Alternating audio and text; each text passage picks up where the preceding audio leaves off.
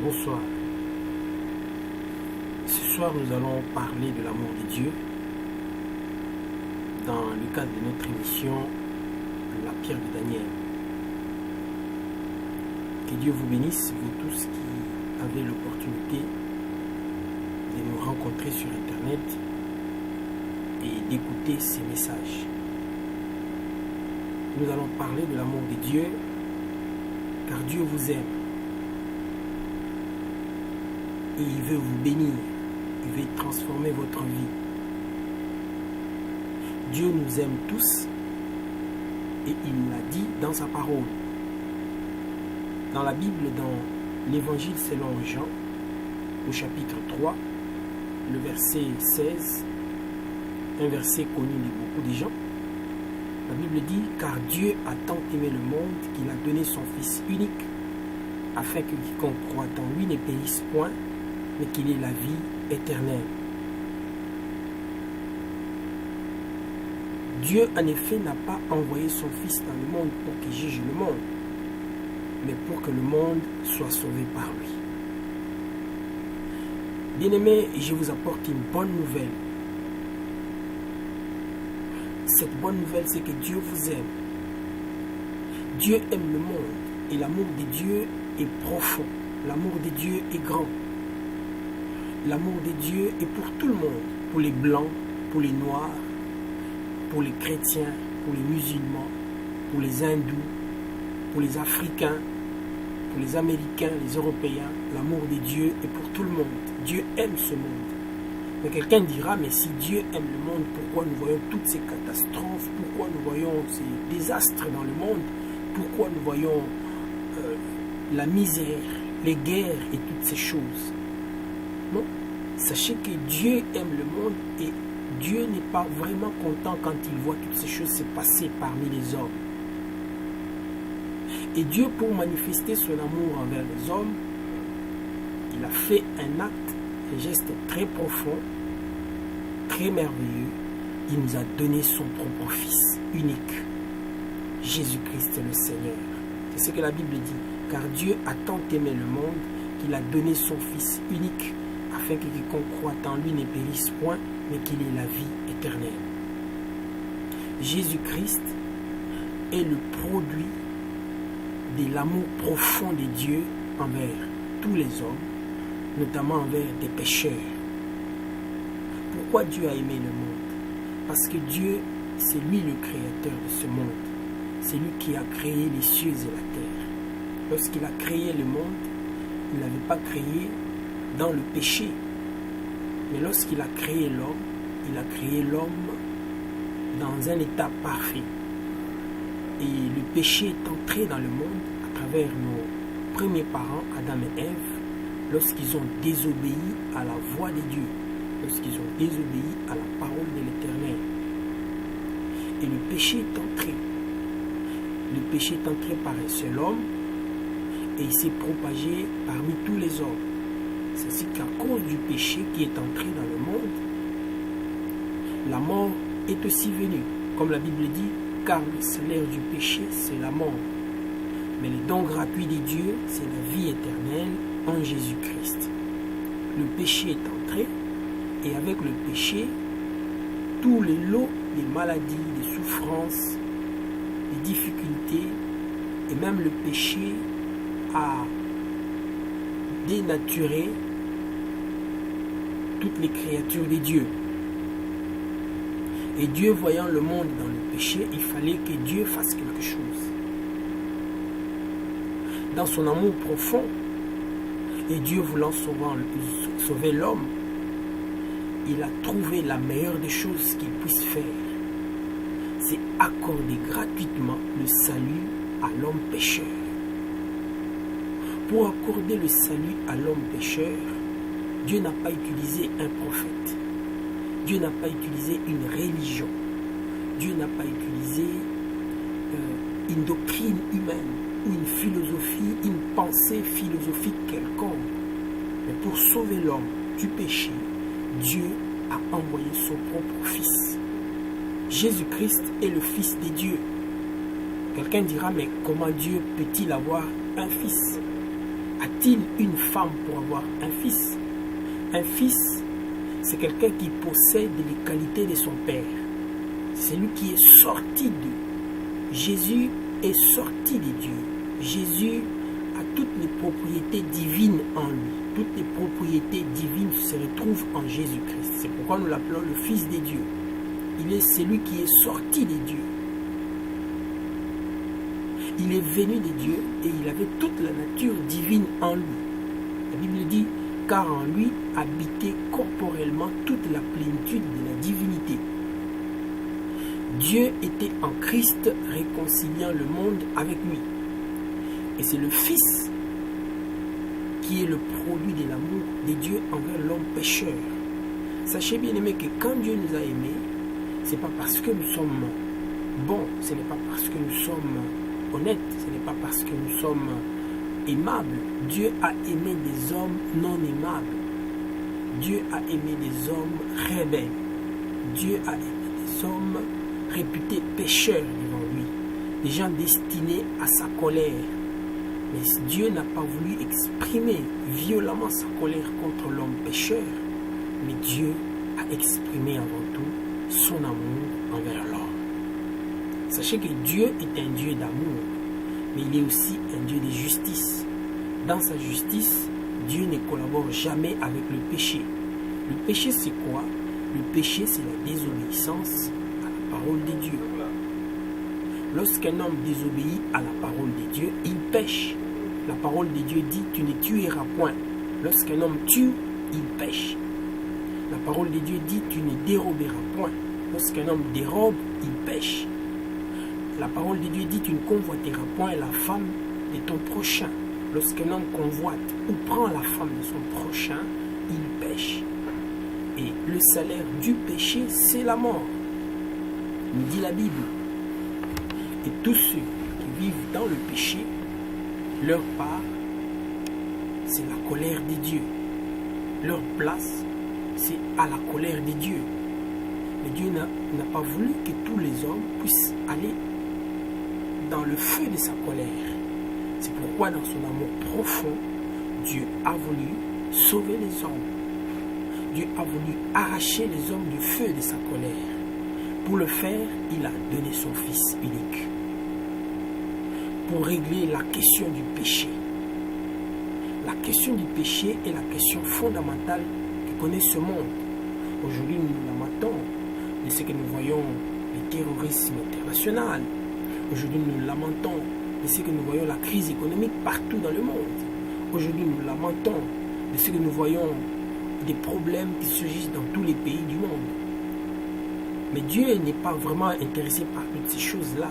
La plus grande question qui intéresse Dieu dans tous les temps, c'est le péché. Car le péché loge dans le cœur de l'homme. Le péché loge dans le corps de l'homme. Et Dieu ne s'est pas limité à se lamenter de la question du péché. Il l'a réglé en donnant son Fils unique. Jésus-Christ, son Fils, est venu. Et pour régler cette question du péché, il s'est donné lui-même à la croix de Golgotha. Il s'est donné comme Seigneur et Sauveur. Et lorsqu'il s'est donné, son sang a coulé. Et par son sang, nous avons la rémission de nos péchés. Car il est écrit, sans effusion de sang, il n'y a point non plus de pardon de péché. Sachez bien aimé, que pour que tes péchés soient effacés, pour que tes péchés soient pardonnés, tu as besoin que du sang coule. En Israël, pour que le péché soit effacé, on offrait des brebis, on offrait des bœufs, on tuait des animaux pour effacer les péchés. Mais curieusement, les péchés n'étaient pas effacés. Les péchés étaient couverts. Les sacrifices multiples que les Israélites avaient donnés dans les temples, sur les autels, n'étaient pas capables d'effacer, d'extirper le péché. Ils couvraient le péché. Et même le jour du Yom Kippour, le jour de l'expiation des péchés du peuple, tout ce que l'on pouvait faire, c'est apporter le sang. Le grand prêtre entrait avec le sang dans le lieu très saint Et lorsqu'il entrait avec ce sang dans les lieux très saints, il attendait l'approbation divine. Tout cela n'était que de la représentation des choses à venir, on dit la Bible. Et le sang des bœufs, le sang des brebis que le grand prêtre ou le souverain sacrificateur apporté dans le lieu très saint n'était pas capable d'ôter le péché du peuple. Alors toutes ces cérémonies étaient arrivées à leur terme. C'est ainsi que Dieu a donné son Fils au temps convenable. Dieu a envoyé son Fils unique, le Seigneur Jésus-Christ. Il est mort à la croix de Golgotha. Son sang a coulé de sa tête, de ses mains, de ses pieds, de sa côte. L'eau et le sang ont coulé pour l'expiation de nos péchés, pour le pardon de tes péchés.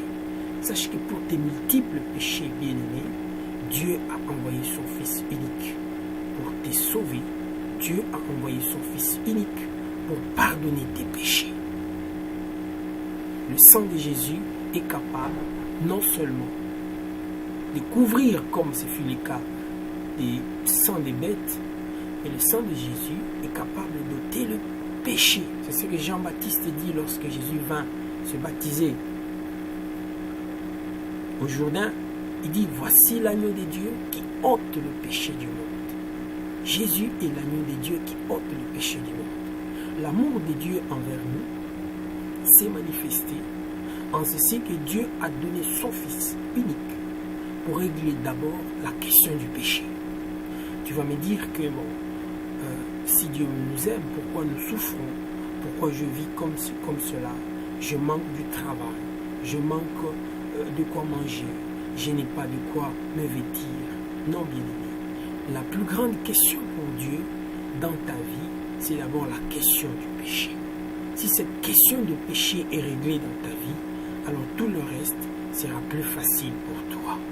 Dieu, pour aimer le monde, il a donné son propre Fils. Jésus-Christ était la présence de Dieu dans le monde pour réconcilier celui-ci avec Dieu, pour réconcilier le monde avec Dieu. Bien-aimé, notre Dieu nous aime. Et puisqu'il nous aime, il nous a donné son Fils Jésus-Christ. La Bible dit, en nous donnant son Fils, c'est pour que quiconque croit en lui ne périsse point, mais qu'il ait la vie éternelle. Ah, il y a une bonne nouvelle qui est annoncée ici. Une nouvelle que beaucoup de gens négligent. C'est que, en dehors de cette vie que nous avons, la vie physique que nous avons, il y a une autre vie, une vie avec grand V, que l'on appelle la vie éternelle. La vie éternelle,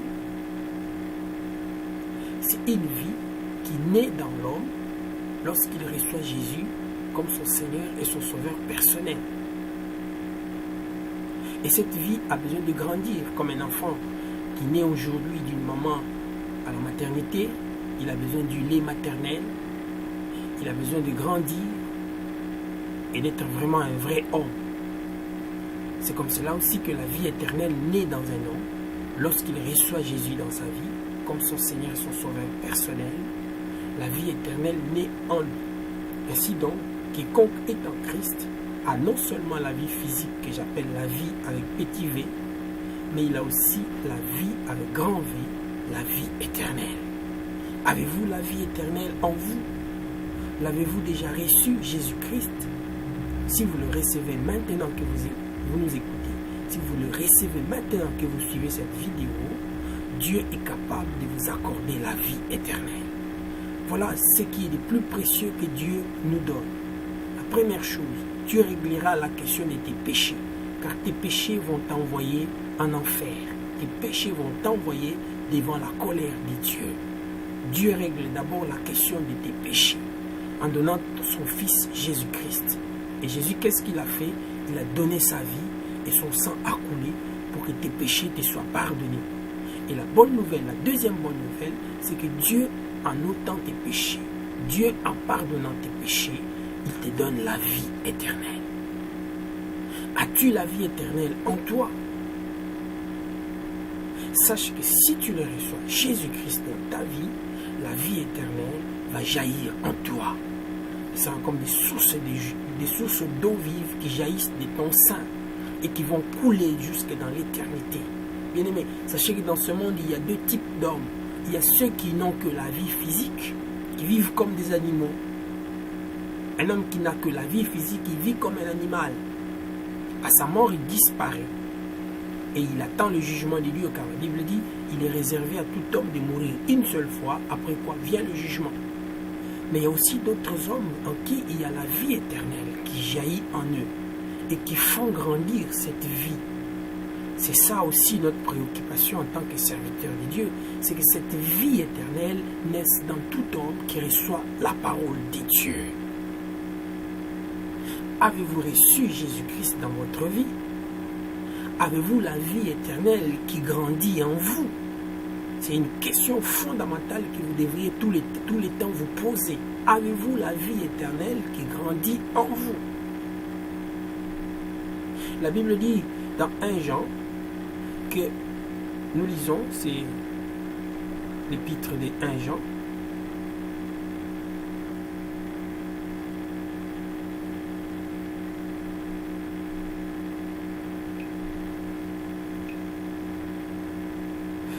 Quiconque croit que 1 Jean chapitre 5, le verset 5 nous dit, quiconque croit que Jésus est le Christ est né de Dieu, et quiconque aime celui qui l'a engendré, aime aussi celui qui est né de lui. Nous connaissons que nous aimons les enfants de Dieu lorsque nous aimons Dieu et que nous pratiquons ses commandements. Car l'amour de Dieu consiste à garder ses commandements, et ses commandements ne sont pas punis. Nous continuons. Celui qui a le Fils a la vie. Au verset 12. Et celui qui n'a pas le Fils de Dieu n'a pas la vie. Je vous ai écrit ces choses. Écoutez ce que Jean nous dit. Je vous ai écrit ces choses afin que vous sachiez que vous avez la vie éternelle, vous qui croyez au nom du Fils de Dieu. Vous avez la vie éternelle, vous qui croyez au nom du Fils de Dieu. Bien-aimés, vous qui m'entendez à travers Internet, vous qui regardez ma vidéo, sachez que dès que vous recevez Jésus-Christ comme votre Seigneur et votre Sauveur, vous avez automatiquement la vie éternelle qui jaillit en vous, qui naît en vous. Et cette vie qui naît en vous a besoin de grandir, elle a besoin de croître, elle a besoin d'avancer, de croître avec le lait de la parole de Dieu, elle a besoin de croître avec l'assistance du Saint-Esprit dans votre vie. Aujourd'hui, ce soir, Dieu nous a poussé à vous parler de son amour. Si vous recevez Jésus-Christ comme Seigneur et Sauveur dans votre cœur, il vous accorde gratuitement la vie éternelle. Il est écrit, car le salaire du péché, c'est la mort, mais le don gratuit de Dieu, c'est la vie éternelle en Jésus-Christ. De quelque pays que vous soyez, de quelque race que vous soyez, si vous tombez sur notre émission, si vous tombez sur notre vidéo, recevez Jésus-Christ dans votre cœur, il vous aime, quelle que soit votre condition, quels que soient vos péchés. Peut-être vous vous dites, mes péchés sont multiples, j'ai tué, j'ai commis des horreurs, j'ai avorté plusieurs fois, j'ai commis beaucoup de dégâts dans ma vie. Dieu ne peut pas me pardonner, non, bien-aimé. La multitude de tes péchés ne peut pas égaler la grandeur de l'amour de Dieu. C'est une bonne nouvelle que je vous apporte. La multitude de tes péchés ne peut jamais égaler la grandeur et la profondeur et la hauteur de l'amour de Dieu. Dans votre état, dans vos péchés, Dieu vous aime. Mais il attend seulement une chose, que vous receviez ce qu'il vous a donné de plus précieux, son Fils unique. Jésus-Christ le Seigneur. Si vous le recevez dans votre cœur, il pardonnera vos péchés. La première chose, il habitera dans votre vie et il vous accordera la vie éternelle. Dans Apocalypse, au chapitre 3, Apocalypse, au chapitre 3, le verset 20, la Bible nous dit ceci. Voici, je me tiens à la porte et je frappe. Si quelqu'un entend ma voix et ouvre la porte, j'entrerai chez lui, je souperai avec lui et lui avec moi. Dieu se tient à la porte de votre cœur. Ce n'est pas en vain que vous tombiez sur notre vidéo. Ce n'est pas en vain que vous tombiez sur notre émission, bien-aimés. Dieu se tient à la porte de votre cœur. Il frappe afin que vous puissiez ouvrir votre cœur. Que vous ouvriez votre cœur à l'évangile. Que vous ouvriez votre cœur à la parole de Dieu. Vous avez marché par vous-même bien longtemps, mais vous n'avez pas trouvé des solutions adéquates à vos problèmes. Maintenant, Dieu frappe à la porte de votre cœur. Il veut que vous ouvriez votre cœur. Vous avez conduit votre vie comme vous-même. Vous n'êtes plus à vous-même. Vous êtes livré à l'impudicité. Vous êtes livré à l'ivrognerie. Vous êtes livré à toutes ces choses, mais vous n'avez pas trouvé la solution dans ces choses. Et maintenant, Dieu se tient à la porte de votre cœur. Il frappe. Il dit, quiconque entend ma voix et ouvre la porte, j'entrerai chez lui, je souperai avec lui et lui avec moi. Quand il dit je souperai avec vous, c'est-à-dire qu'il vous apporte la meilleure des nourritures. Et vous serez à table avec Dieu. Et la meilleure des nourritures que Dieu vous donne, elle vous accordera la vie éternelle. Même après votre mort, vous vivrez éternellement. Vous aurez une nouveauté de vie, bien-aimé. Recevez Jésus-Christ dans votre cœur, donnez-lui votre vie et vous allez vivre l'expérience de l'amour de Dieu. L'amour de Dieu dont nous venons de parler, c'est que Dieu a aimé des rebelles que nous étions, des gens non aimables que nous étions, des gens non aimables que vous étiez, bien-aimés, et il nous a donné son Fils unique en nous proposant la vie. La vie éternelle, Dieu nous l'a proposée. Ne considérez pas que parce que vous êtes né d'une famille chrétienne ou parce que papa ou maman étaient des fervents chrétiens que vous avez automatiquement la vie. Non, non.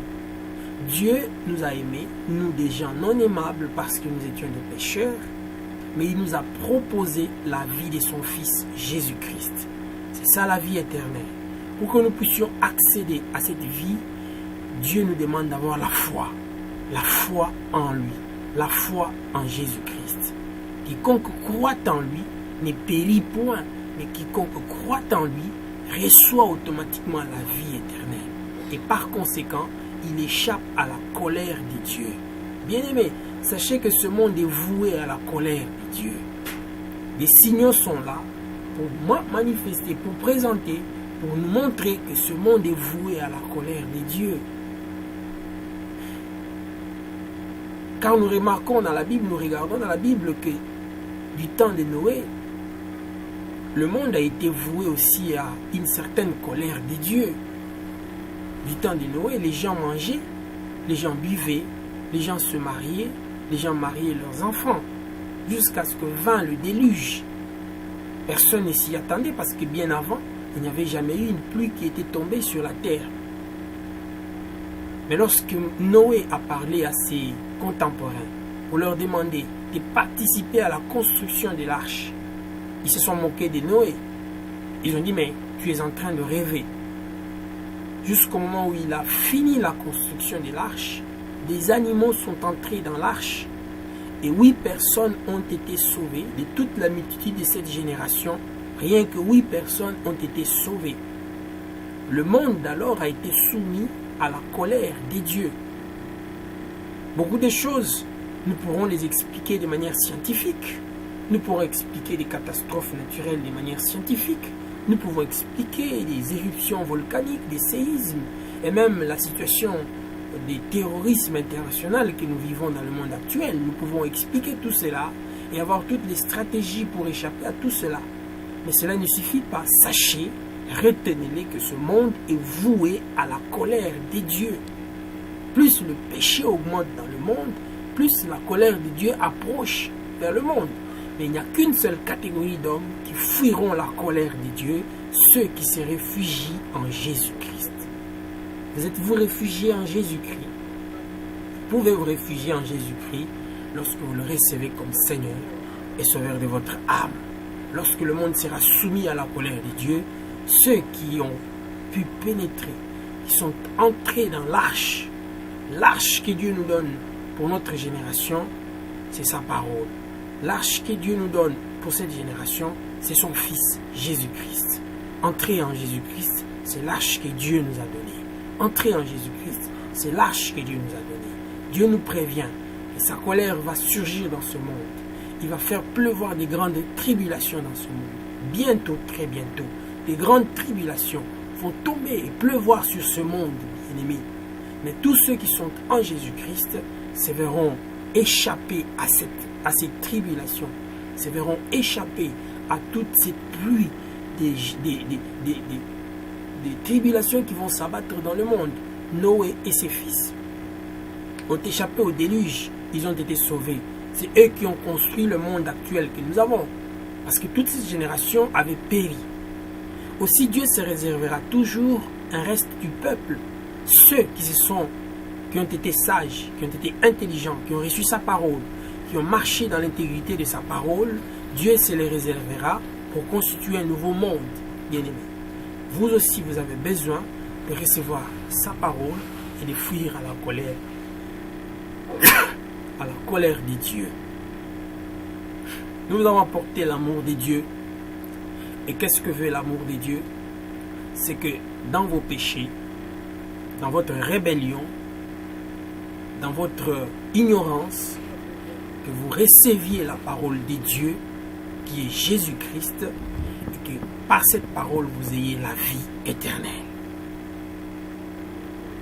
Si ce message vous a plu, vous pouvez nous appeler, nous contacter au 00 243 85 10 93 93 604. Répétons le numéro. Si ce message vous a plu, vous pouvez nous joindre au 00 243 85 10 93 604. C'est l'évangéliste, enseignant de la parole de Dieu, Simon-Pierre Makolo. Que Dieu vous bénisse.